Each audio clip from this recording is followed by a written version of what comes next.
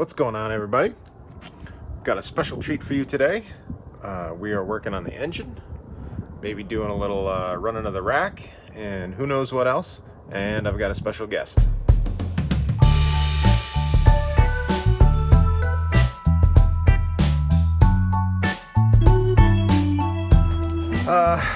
So let me show you first, before we get into too much detail, let me show you what I've done so far. So today we are going to be running the rack. So I have valve cover off.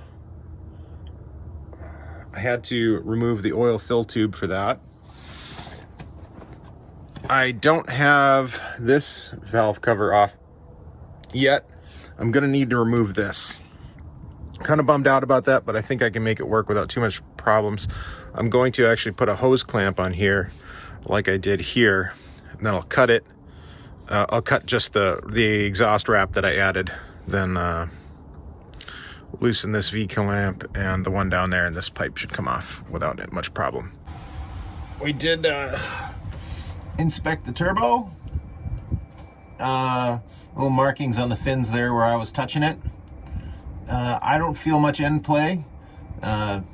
Pulling it and pushing it, I don't really feel anything. If I lift it up and down, I feel just the tiniest little bit of play, but it rolls real smooth. To me, it seems like it's in pretty good shape. Yeah, I had to remove this exhaust pipe because let me show you how that looks right now. Oh, also, it snowed last night, and we are still doing this craziness. This is what I pulled out, and as some of you may know, I have been battling with this thing for a long time. This is how I was dealing with it. This is JB Weld, steel stick, all that stuff. So I was just packing it in there just to get this to limp along as long as I could. And it was doing an okay job, actually. I mean, in a pinch it works, but we got this new one here from, oh geez, I don't know, I forgot the guy's name, but on one of the MCI Facebook groups sent me that. Real good price. Sent me a couple of things, actually. So we'll probably get that on today before the day's done. So I've got a couple more things to do before our special guest comes, which I will wait until he gets here to introduce him. But he's going to be doing running the rack, setting the valves, hopefully just getting this engine in tip-top shape. And because I've never really had anyone do it. Scott Crosby was here years ago, and he actually said he would run the rack for me, but he didn't feel like it needed it. He might be right, but just for the peace of mind, I want to know that I know, you know? That sounded weird. You all right if I do a little intro to our little project? Right now, that'll be fine, sure. Sure. So here we are. We've got a special guest here, Bus Old Man Phil, right? Did I get that right? Yes, sir. Bus Old Man Phil here in Ham Lake, Minnesota. I don't know what I'm doing here in the middle of winter.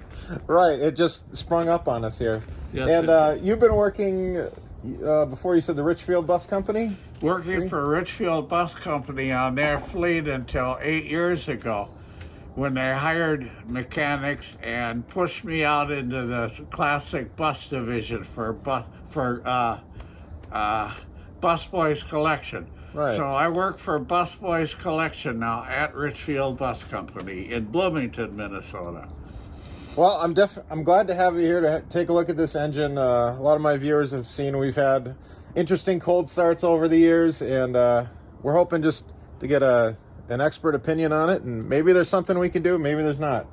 Well, we'll see. If this engine starts and runs good, we're not going to mess around with it. I'll check the valve lash and the injector timing and show Sean a couple of things, and we're going to leave it at that. If it ain't broke, don't fix it. I agree completely. So it's a beautiful bus. I'm looking forward to hearing it start. I'm glad you have the 6V. Yeah. Don't need an 8V. A 6V is fine for a vehicle like this. And we don't have any mountains in Minnesota. Well, we've been out to the mountains. Well, then you can shift down. That's what we do. Just climb the hill at a slower speed. Slow down, dudes. Okay, what would you like us to do first, Sean? Well, let's just take a look at where I've got it here and maybe All right. what else we need to Let change. me get my light on here. So I got that valve cover off over there. Okay, let me point out this fan thing first. Okay, yes, I think that would be If you want to good. get up here, here's what people do. They take this screen off of these fans, and I want you to know how dangerous that is when this engine is running, with this belt spinning and these fans spinning, how easy it is for you to get yourself decapitated up here. So if your screens are missing, rig up some screens and get them back on here. Okay. We'll take care of something for sure. Bothers me that people take those things off. They don't restrict airflow. There's no reason to remove those fan screens. Okay, so looking in here, I see a well lubricated top end. See all that oil, how nicely this spreads all over the whole system. This looks really nice. That's good news. The rack is a bit stiff, but it's 25 degrees right now. And this engine hasn't been running all night, right? Nope. Okay, so good. It's a stone cold engine, so it looks good. It's in the starting position. So, let's see what happens when we crank it. Do the controls work from back here, Sean? Yes, they do. But first, maybe before we do that, let me know the situation here on the other side.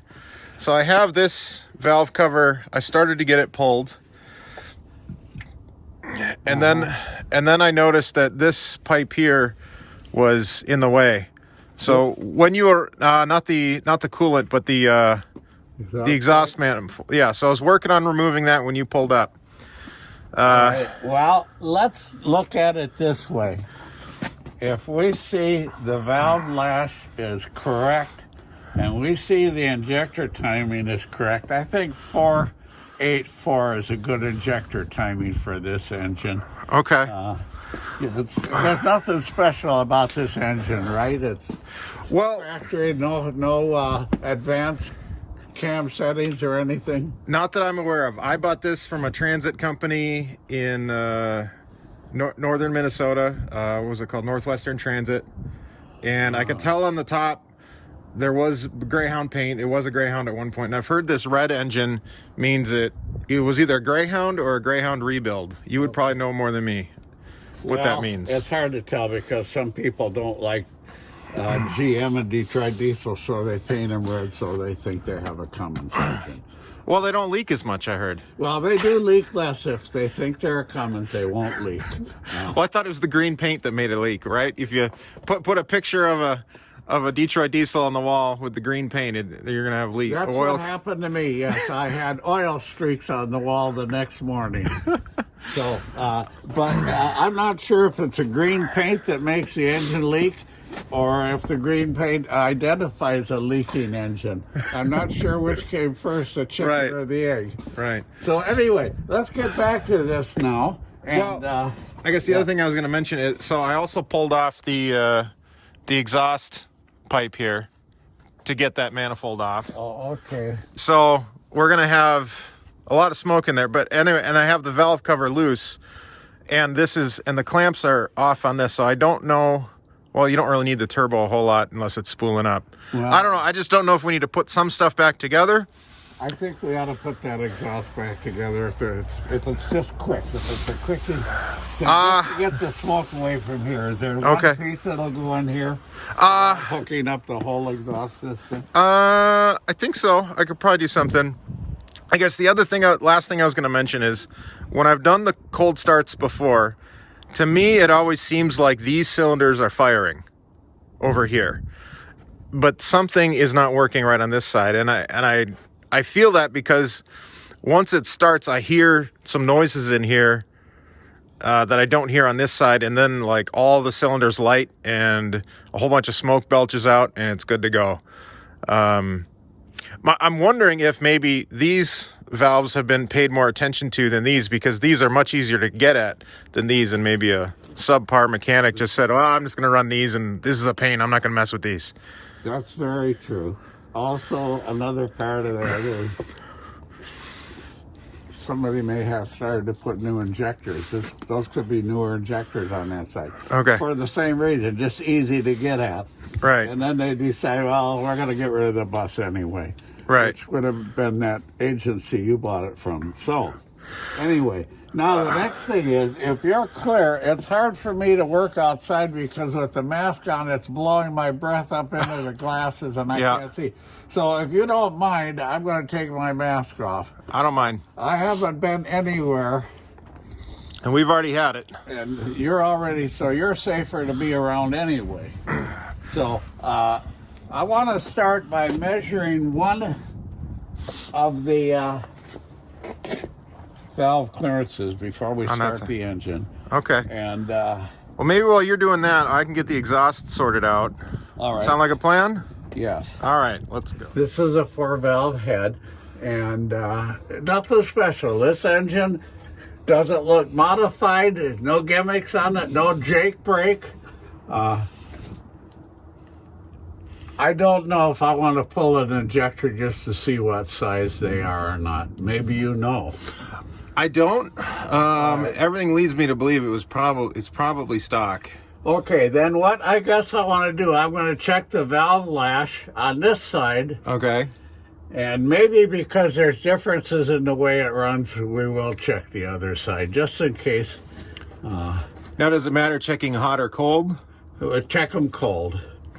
Well, how cold is cold? Because right now it's pretty cold. This is an ideal temperature for setting these things, because this is an average annual temperature right now. Oh, that's true. I take it you're going to run the bus year-round? It usually sits more this time of year, but we do get out for spring break, and starting at this temperature is not unusual. Okay. So, especially this year, we like to go skiing sometimes, and especially now, you can't use the ski lodge really, so sometimes we'll take it to the ski area and just park it for the day and hang out. Yeah, or you can even spend the night. That. All right, what do we find? Oh, that's perfect. Just a little bit of adjustment. I want you to feel this. Okay. You might. Can you see where that goes? Was it on the end here or in the middle? It goes right here.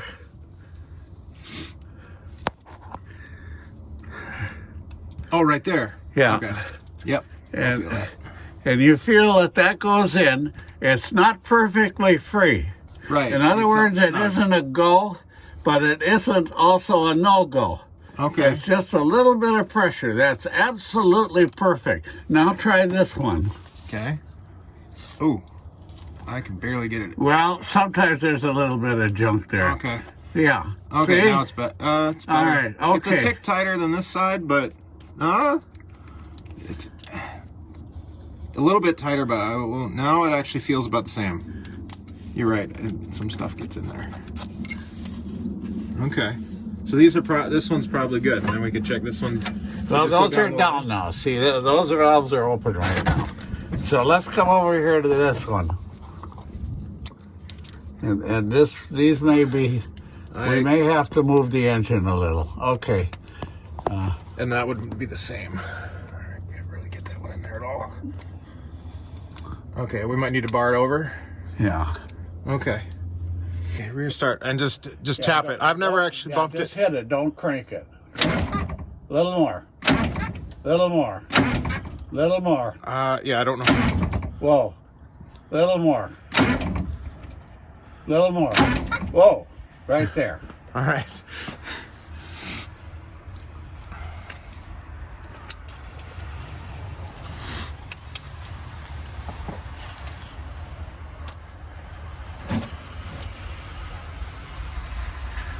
You know what? I don't want to monkey with this adjustment. Okay. It's just too good. Okay. And they've been adjusted this way for a long time. Yeah, if definitely. If we disturb these, then we run the risk of getting into having to adjust them every 15, 20,000 miles. So I'm really very comfortable with the way these are set right now. Okay. So But you wanted to see how it's done, and Well, what's more common that gets out of adjustment or you got to worry about, the rack or the valves? well, the rack doesn't really get out of adjustment, but Okay. Is there any reason I that... suppose these screws could come loose here. See these screws? Yeah. These are just the injector racks.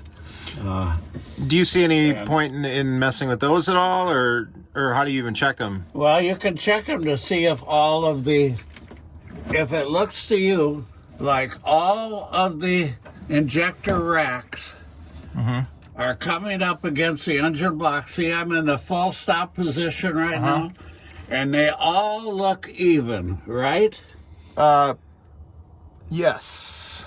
So that's a quick eyeball way to do it. If you wanted to get more technical, you could loosen every one Okay. and adjust them. But Now, I just, the other question I had is, does this have the breakaway rack? I've heard of that. Or, like, does this have the one where if I have a stuck injector, the engine doesn't run away? Or is this one that you have to worry about a stuck injector on? it looks like it has because of the spring loads here. Okay. Anyway, I was going to tell you how. See, you loosen the lock nut, and then you adjust it. Okay. Okay, with the screwdriver then. That makes sense. And you just do it with the feeler gauge? You need two hands. You got to hold the lock nut while you turn the screw, and then when you're finished adjusting it, then you have to hold the screw while you tighten the lock nut. Right, So makes you sense. need both hands, because if you turn one and not the other, they interact. Makes sense. All right. No, I don't need to watch anything. Okay. Check the oil. What does the oil look like, by the way? Now it's going to show a little low, but that's because we're tilted down quite a ways, and It's kind of dirty also. yeah, I changed it at the beginning of the season. Actually, I repaired the oil pan. And that's the first season you were running it? No, I've probably run it 3 or 4 seasons, and I change it every season. All right. So it's towards the end there for sure. I mean, it seems like it looks like that Well, within. it's pretty thick and black. All right. You might want to give it an oil change.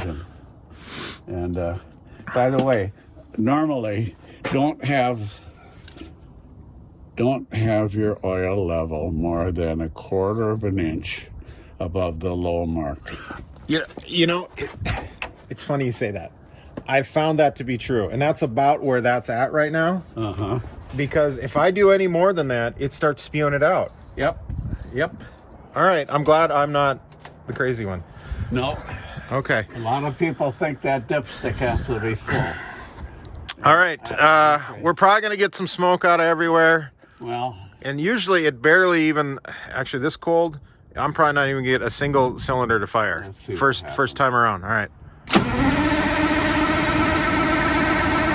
good. That's good. I like that. Oh, all right. Got This fuel always right away. That's good. this always makes me. Now, if I do it again, so this is the process that I have always felt or had with this engine is I do that a little bit, or I've even done the thing where I push the fuel in or to just warm the cylinders with no fuel. Yep. But then it sounds like to me a couple of cylinders light over here, but not over here. And I even shot it with a temp gun. And then it might run on its own for a little bit, and I might let it do that so I'm not killing the battery or the starter. But then I'll shut it off and start it again, and more cylinders will fire. And I found that doing that process will get cylinders to fire faster than if I were to let it run on a couple or whatever. They fire up quicker on the restart process. Yes. That's normal. Yeah, that's what we'll do. We'll open the throttle a little on the second attempt here. Okay, well, sometimes I don't even get any throttle response at all Yeah. from that. But all right, we'll...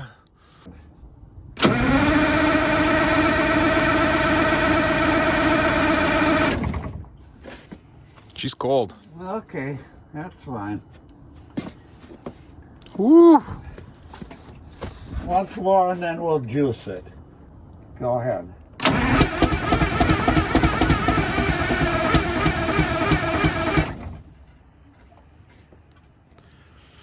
So now we're starting to get like one to fire.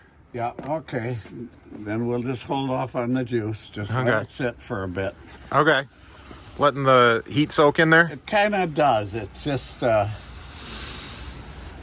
can't totally explain this phenomena, but I've walked away from an engine like this and come back 10 minutes later and it popped right off. And I have no idea why. Okay, go ahead.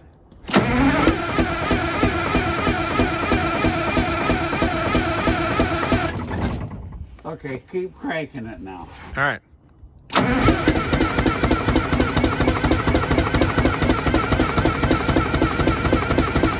Stop. All right, we'll give it a shot. I'm almost certain if you'll... Let's try one more time. Okay, but let it sit a while. Okay. My experience has been, it's probably gonna... We're at least going to get 2 more cylinders. Or I feel like we're at least getting 1 or 2 right now. All right, let's go ahead and have that coffee you offered. Okay. And get my fingers warm. Oh, right, it's cold. And All right, we took a break, and now we're going to try and start it again.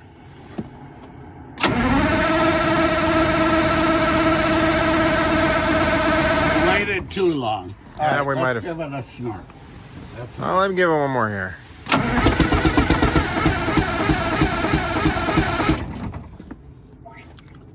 I don't know, that's what I felt like. If I hit it again, it might take off. You want me to keep doing that? I understand why you think it's more on this side than this side. Well, once it fires, I think if I can get it to fire all cylinders, I think you'll understand maybe, Okay. or it'll make more sense.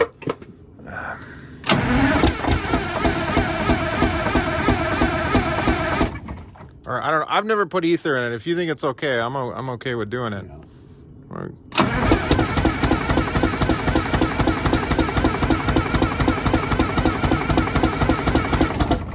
Yeah, I don't like all this cranking. Okay. Do you have any? No, I've got some WD-40. I've heard the Grease Monkey likes that. Yeah, he does, and I'm not quite sure what. Okay. Let me see, where is the... I gotta remember where stuff is. The intake is up here. I was hoping for something. It's right here. Okay, I'm looking for something on the engine. Here we go, here it is. Oh, that's the port? Yeah. Oh. I didn't even know that that's where that was.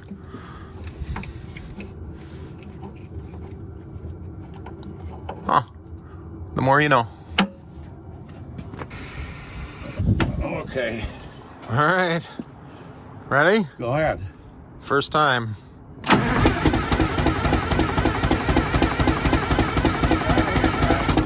Huh? That ain't right. That ain't right. That should have fired right up. That should have popped right off. Let's give it another try here. We don't have the stop solenoid stuck, do we? No, that's, I think this one right Is here. that moving freely? Yeah. Okay. And it's all the way? Feels like it, I guess. Huh. All right, let's hit it again here.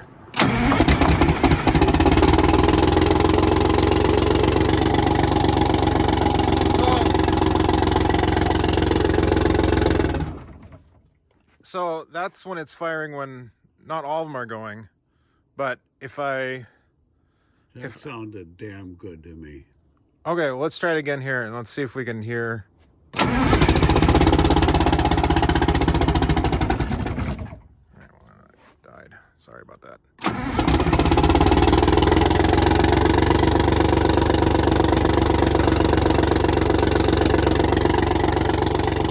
See, it's missing a couple.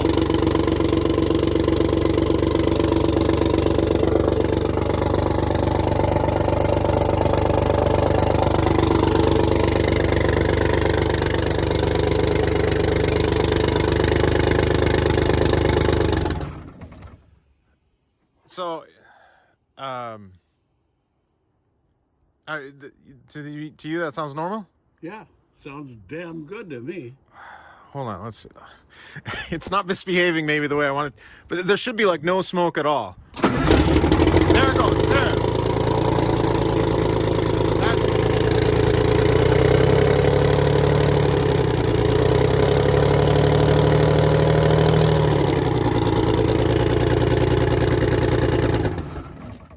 Okay, it's still missing on a couple.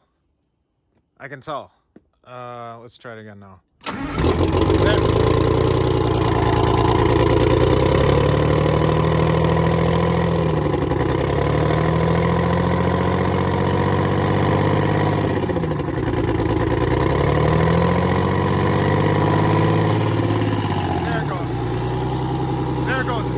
Now all of them are running. Normal. That's normal. Okay. You want to put all brand new injectors in it, it won't do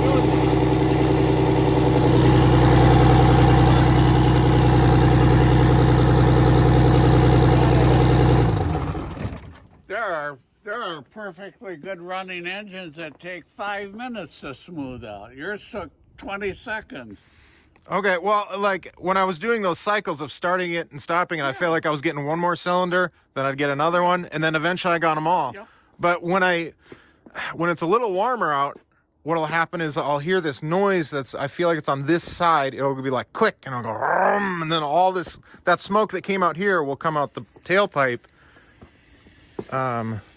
Where'd we go? We got some air. Well, Now, is this oil coming that's from? flattering out from the valve covers being Well, it looks like it's open. coming from here too. Is that of concern? It could be. It could be. Right now, things are out of balance with the exhaust pipe being. Right. There's no back pressure right now. I kind of want to straight pipe it. It sounds good. Jesus. I replaced my muffler. Why don't you put up chrome stacks while you're at it? I've seen that 1271 that they did that I'm with. going to tell you something. I'm not going to mess with this engine. Okay. All right. It's running beautiful. All right. Well, we'll button her back up.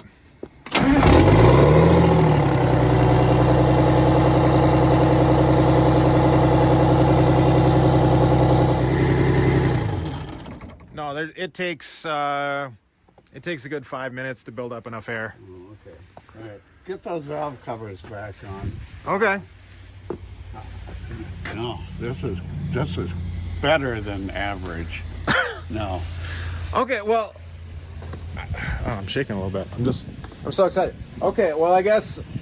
All right. One, Scott was right. I should just leave well enough alone. I just worry about it because this is the first kind of engine like this I've ever owned. First bus I've ever owned. I think the fact that we got this running smooth in 30 seconds tells you this engine is a hell of a lot better than you think it is. All right. I've monkeyed with good running engines that take 10, 15 minutes to smooth out like this. In Okay. it's 30 degrees, maybe 32 by now today. It's noon? So no, this is good. I wouldn't mess with this engine at all. All right. Put it back together. I'm going home. So thank you, Phil, for coming out here once again and making me feel good about where we're at here. And so where can people find more about what you're doing? Well, you can follow me on Bus Old Man Phil. That's not Bus Phil Old Man or Old Man Phil Bus. That's Bus Old Man Phil on YouTube. And I don't know what I'm going to be doing next. It's winter time now. I'll probably just hibernate. And with the COVID thing, I need to be careful anyway. So although I'm well, I want to stay well. Probably not much bus stuff now, but check it out. Go back and look at some of the old stuff. Leave comments. I love comments. Also, comments are a way other people learn things. If you ask a question, other people jump in with answers. I answer all questions, and other people learn that way. So, Sean, it's been a pleasure to be with you today. You too. I love your bus. The engine is in excellent condition. Don't mess around with it. I'll try not for to. Christ's sake, don't put a tachometer in the middle of the instrument panel, and no straight pipes. Leave that up to Grease Monkey and his friends. Well, all right. Well, thank you. And, I would say the same. If you like our channel and what we're doing, subscribe. And we like comments as well. I feel the exact same way. Yes. So. I'm going to look at all your channels now, and I'm going to comment on every one of them. All right. So, I'll do the same. Okay, Sean, it's a nice place you have here in Ham Lake, Minnesota. and I'm going to head back to Columbia Heights, not far from here. I'm going to go home and boil up a couple of hot dogs, feed the little dogs, and chase my wife around and see if I can get some excitement going for these cold winter days. Bye-bye. All right, bye.